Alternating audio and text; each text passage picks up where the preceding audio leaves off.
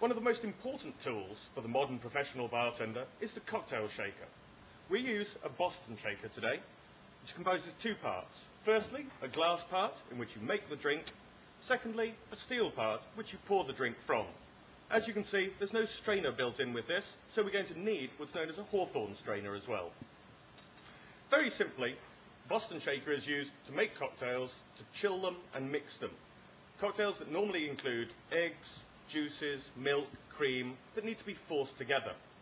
The basic way of using a Boston shaker is quite simple. Always try and make the drink in the glass half. That way the guest gets to see the drink being created and gets slightly involved in it. Some people put the ice in first, but today we're going to put the ice in second, because that way the drink won't dilute quite as much. So very simply, one would pour, in this case, just some juice. Then, put as much ice as you possibly can in there. The ice is almost like a small cold battery.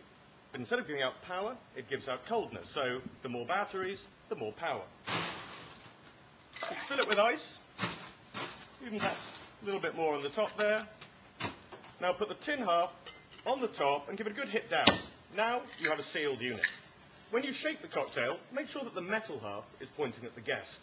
If it's that way round and it comes apart, the guest is wearing the drink. Not very amusing. That way round, if it comes apart, you're wearing the drink and the bar has a good laugh. How you shake the cocktail is rather like your own handwriting, but what you're looking to do is move the ice from end to end like that. I was always told, shake over the right shoulder in a figure of 8. Other bartenders, holding of course both ends, so it's as cold as possible, would shake more like that. I've seen some bartenders even do it like this, which is distinctly disturbing. But on that note, remember that the face you have when you're shaking a cocktail is considered to be the same face that you have when you're having sex.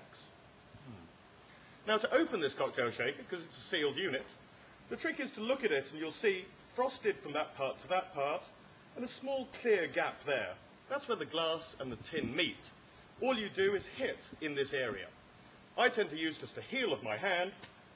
If it doesn't open, twist it round, hit it again, and it comes apart. You'll see now the liquid is in the bottom half of the cocktail shaker. Then all you would do is put the Hawthorne strainer on the top there, so that the springs catch any ice that's going to come out, and then you would strain. Finger on the top,